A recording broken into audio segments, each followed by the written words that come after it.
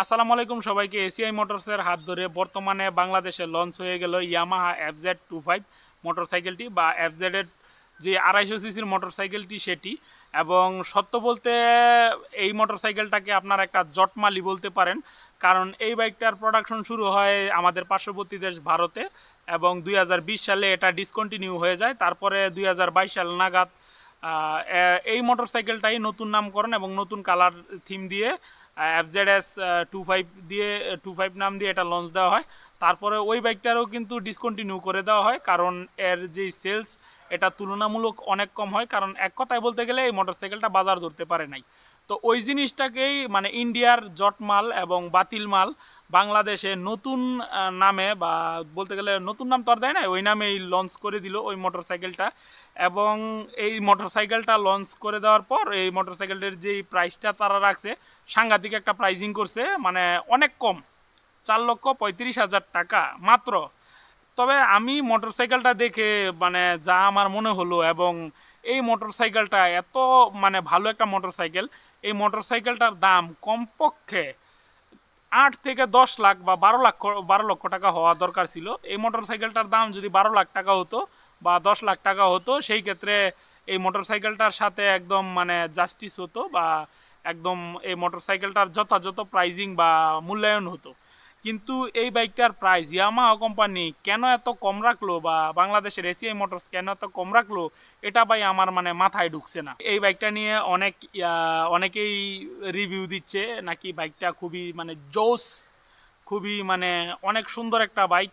তো ভাই দেখেন, যেমন ধরেন যে একটা মানুষের এনার্জি কতটুকু থাকবে এটা কিন্তু তার খাওয়া দাওয়ার উপরে নির্ভর করে। আপনি যদি দেখেন যে যারা ডাইটিং করে আসে বা যারা ডাইটিং করে ওনারা কিন্তু মানে খুব একটা এনার্জেটিক থাকে না, কিন্তু যারা নাকি পেট ভরে খাবার খায় ওনারা কিন্তু খুবই এনার্জি ওনাদের শরীরে থাকে।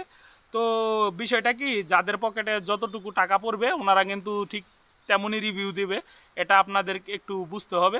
তো যাই হোক, এই বাইকটা মানে সত্য বলতে কি মানে এই বাইকটা দেখবেন যে এরপরও মানে এই বাইকটা নিয়ে এত কন্ট্রোভার্সি হওয়ার পরও মানে এরকম একটা জটমাল বাংলাদেশে এনে লঞ্চ দিছে, তারপরও মানে এরকম একটা প্রাইজিং করছে। আপনি চিন্তা করেন 4,35,000 টাকা প্রাইজিং করছে, তো এর থেকে যদি কম দামেও আপনি চিন্তা করেন 4 লক্ষ টাকার ভিতরেই কিন্তু এর যেই হাড্ডাহাড্ডি, আরে ভাই কম্পিটিটার তো ভালো এর ধারে কাছেও নাই। মানে এই বাইকটার ধারে কাছেও ইয়ামাহা FZ25 নাই। যেমন ধরেন সুজুকি জিক্সার 250, এর যে লুকস ডিজাইন ইঞ্জিনের বিল কোয়ালিটি, তার পাশাপাশি এর যে রেডি পিক আপ এবং যেই মিটারের কথা বলেন বা বাইকের ওভারঅল যদি কোয়ালিটির কথা চিন্তা ভাবনা করেন, তাহলে এই বাইকটাকে হাড্ডাহাড্ডি কম্পিট দিতে পারবে সেটা হচ্ছে সুজুকি জিক্সার 250। তো ওই বাইকটার কি দেখেন ডিজাইন পরিবর্তন না করার কারণে বা জিক্সার 150 এর ডিজাইনের সিমিলার রাখার কারণে কিন্তু পাবলিক সাবান ছাড়া ধুইয়া দিছে যে এই মোটরসাইকেলের মডেলটাকে। তো এই ক্ষেত্রে কোম্পানি কিন্তু প্রাইজিংটা করছে 4 লাখ টাকা। এখন এই ক্ষেত্রে কিন্তু অনেকেই বলছে যে রয়্যাল এনফিল্ডের দাম অনেক কম তুলনামূলক, এই ক্ষেত্রে এটার দাম বেশি হয়ে গেছে একটা 250 সিসি মোটরসাইকেল হিসাবে। যেহেতু বাংলাদেশে কিছু সংযোজন করা হয়েছে, তো সেই ক্ষেত্রে দামটা আরও কম রাখা যাইতো।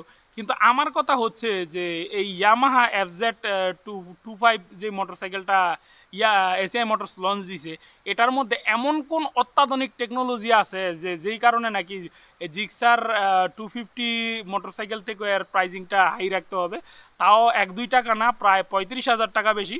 তো আপনি যদি এর থেকেও কমে চান, মানে 4 লাখ টাকার থেকেও কমে চান, তাহলে একটা নেকেড স্পোর্টস মোটরসাইকেল পেয়ে যাবেন, সেটা হচ্ছে সিএফ মোটো NK250। ভাই মাথা নষ্ট একটা মোটরসাইকেল, মানে এটা আমার ব্যক্তিগত অপিনিয়ন, মাথা নষ্ট একটা মোটরসাইকেল। যদি আপনারা চিন্তা করেন, এটা কিন্তু মানে ভুংবাং কোনো ব্র্যান্ড না, ইউরো মানে ইউরো স্ট্যান্ডার্ডের মোটরসাইকেল বা ইউরোপিয়ান কান্ট্রিগুলোর খুবই পপুলার একটা মোটরসাইকেল ব্র্যান্ড হচ্ছে সিএফ মোটো।